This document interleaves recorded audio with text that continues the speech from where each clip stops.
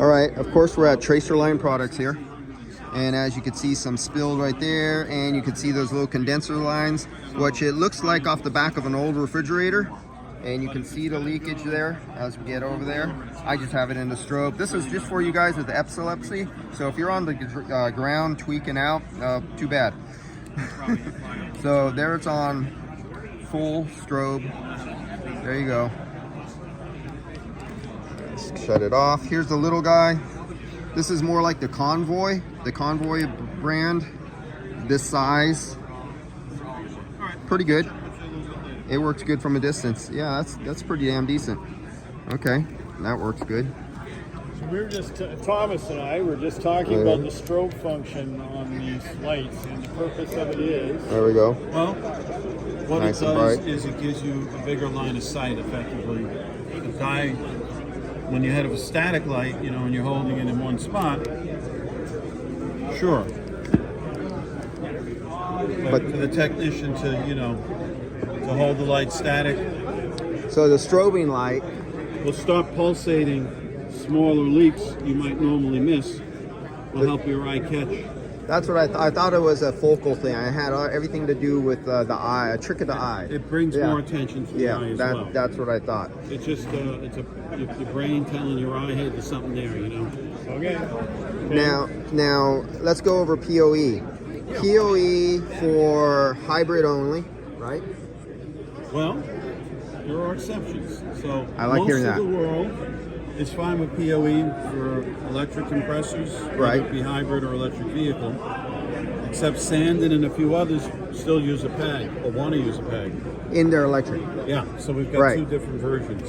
But it specifically says for electric on there, right? Yeah, electric. And this is a PAG oil for you guys who did. It's a little unique. Yeah. Not the same PAG we knew when we were growing up. Right. Got different additive packages. This is not your grandfather's PAG, is that what you just said? That's right. Pretty much. Okay. And the only problem I had with these, honestly, was when the PAG oil got on the plastic and made it brittle and they fell apart. The cap fell apart and these fell apart. It's been redone. Okay. Won't happen anymore. Okay. I did feel it. It feels like a hard rubber now. The old ones were, yes. Oh, then you know how long ago I'm talking. That's why I haven't bought them ever since then.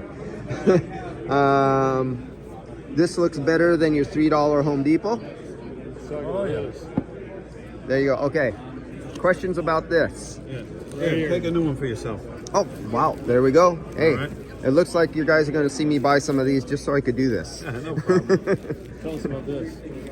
Put that in my pocket. So that's, we don't talk about it too much because sealants are taboo. But this is an SAJ 2297 sealer. It's not going to hurt anything. Are there any OEMs? Are there any OEMs who are sticking this in? No, OEMs won't. Yeah, I've never seen an OEM. They actually rarely will sanction any additive. We are very fortunate that we're allowed to be installed at the factory when the car is made. So what factory? Oh, all those. Okay, guys, this answers the question because I've been asking the other leak dye guys, what factories are you in? And none of them have been able to answer that. No, we're the only one. Oh, okay. 70 years we've been doing this. So here you guys go. If you want to know if somebody said, oh, wait a minute, I got a question for you. I see something that just popped out. This is the question right here. Well, actually, this is too, with heat pumps. So let's find out. Because as of yesterday, through Nemes, he was specifically saying on some of the heat pump manufacturers, and I think even Toyota, specifically indicate you cannot put any TRACELINE in there. It'll be considered a contaminant. But through regular AC, Tesla's older models, that's just straight AC. Okay, so say Tesla says it's okay, everybody says it's okay, every one of these names, you do not have to worry about a warranty issue. But there's something that's come up about heat pumps and using tracer dye. So let me ask that question. We were late to the game because most of the sealants were polymer based and we had to stay away from it. And I know some of you guys want to know about this more.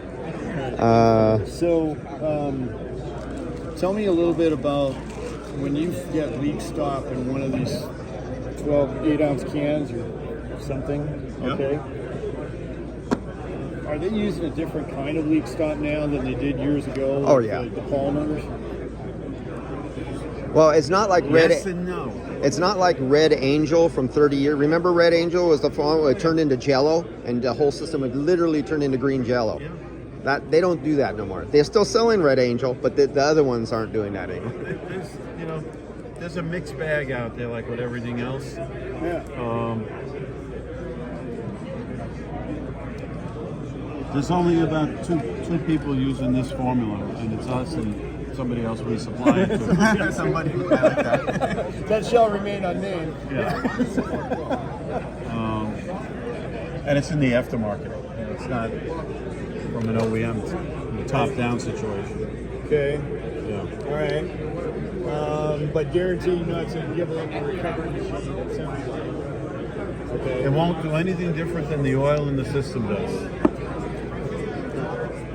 It behaves the same way as the oil, as far as being detected.